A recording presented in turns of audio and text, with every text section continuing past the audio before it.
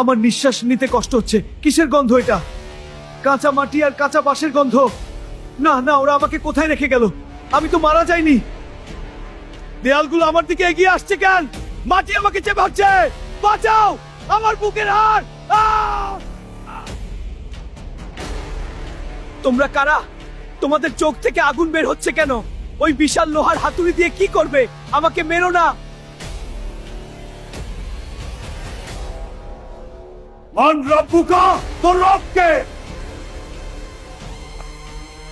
জবাব দে পাপিষ্ঠ। তোর টুইন কি ছিল? আমি তো জানতাম, কিন্তু এখন আমার কিছু মনে পড়ছে না কেন? দুনিয়ার সব কথা মনে আছে, কিন্তু এই প্রশ্নের উত্তরটা আমি কিছুই জানি না। কিসের এত তাপ? আমার চামড়া পুড়ে যাচ্ছে। এই আগুন কোথা থেকে আসছে? দুনিয়াতে আল্লাহর ডাক শুনেও যে কানে আঙুল দিয়ে রাখতো, তার জন্য জাহান্নামের দরজা খুলে দাও। ভাবছেন এটা শুধু একটা গল্প? না, এই দৃশ্যগুলো অপেক্ষা করছে আপনার জন্য, আমার জন্য, মাটির নিচের ওই অন্ধকার 3 হাত জায়গায়। আজকের রাতটি যদি আপনার কবরের প্রথম রাত হয়, আপনি কি প্রস্তুত?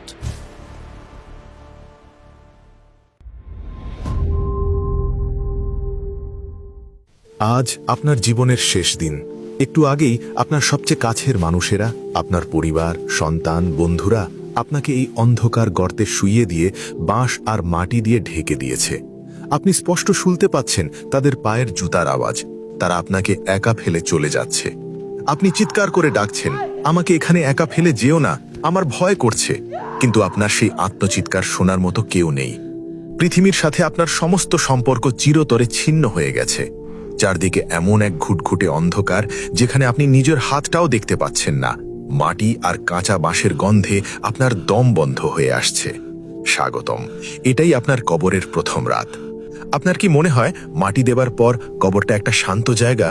সহি হাদিস বলছে অন্য কথা। মাটি দিয়ে সবাই চলে যাবার ঠিক পরপরই শুরু হবে কবরের প্রথম এবং সবচেয়ে ভয়ঙ্কর অভিজ্ঞতা, কবরের চাপ। হাদিসের সুস্পষ্ট বর্ণনা অনুযায়ী মৃত ব্যক্তিকে রাখার পর কবরের 2 পাশের মাটি ধেয়ে আসবে। মাটি এমন প্রচণ্ড জোরে 2 দিক থেকে চাপ দেবে যে ডান দিকের পাঁজরের হাড় বাম দিকের পাঁজরের ভেতরে ঢুকে মরমর করে ভেঙে যাবে। এই চাপ থেকে কেউ রেহাই পাবে না। স্বয়ং নবীজির প্রিয় সাহাবী সাদ ইবনে মুআজ রাদিয়াল্লাহু, যার মৃত্যুতে আল্লাহর আরশ কেঁপে উঠেছিল, তাকেও এই কবরের চাপ সহ্য করতে হয়েছিল। একটু ভাবুন, সেই মহান সাহাবীর যদি এই অবস্থা হয়, তবে পাপে ডুবে থাকা আমাদের অবস্থা কি হবে? ওই 2 দেওয়ালের মাঝে পিষ্ট হওয়ার সময় আপনার আর্তনাদ পৃথিবীর কোনো মানুষ শুনতে পাবে না। পাঁজর ভেঙে যাওয়ার যন্ত্রণায় আপনি যখন ছটফট করছেন, ঠিক তখনই ঘটবে আর এক ভয়াবহ ঘটনা। সহি আবু দাউদ এবং তিরমিজি শরীফের হাদিস অনুযায়ী হঠাৎ মাটি ফেটে যাবে।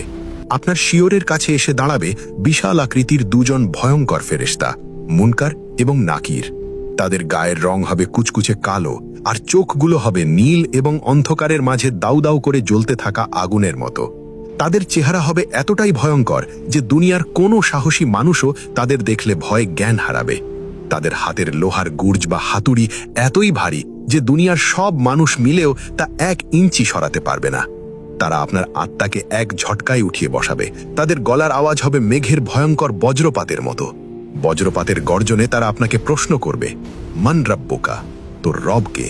ওয়া মা দীনুকা, তোর দিন কি? দুনিয়াতে যারা বড় বড় কথা বলতো, ক্ষমতার টাকার অহংকারে মাটিতে পা ফেলত না, সেদিন এই ভয়ঙ্কর চেহারার ফেরেশতাদের সামনে ভয়ে তাদের জবান বন্ধ হয়ে যাবে। তারা আমতা আমতা করে বলবে, হা হা লা আদ্রি, হ্যাঁ আমি তো কিছুই জানি না। আর যখনই আপনি এই উত্তর দিতে ব্যর্থ হবেন, তখনই আল্লাহর তরফ থেকে একটি গায়েবী আওয়াজ আসবে, আমার বান্দা মিথ্যাবাদী, তার জন্য জাহান্নামের বিছানা বিছিয়ে দাও এবং তাকে জাহান্নামের আগুনের পোশাক পরিয়ে দাও। সাথে সাথে কবরের একপাশে জাহান্নামের দিকে একটি দরজা খুলে দেওয়া হবে, আর সেখান থেকে কবরের ভেতর ধেয়ে আসবে জাহান্নামের ভয়ঙ্কর লু হাওয়া, বিষাক্ত ধোঁয়া আর দাউ দাউ তরা আগুন। আপনার কবরের ওই ছোট্ট জায়গাটি মুহূর্তের মধ্যে পরিণত হবে একটি জ্বলন্ত উনুনে।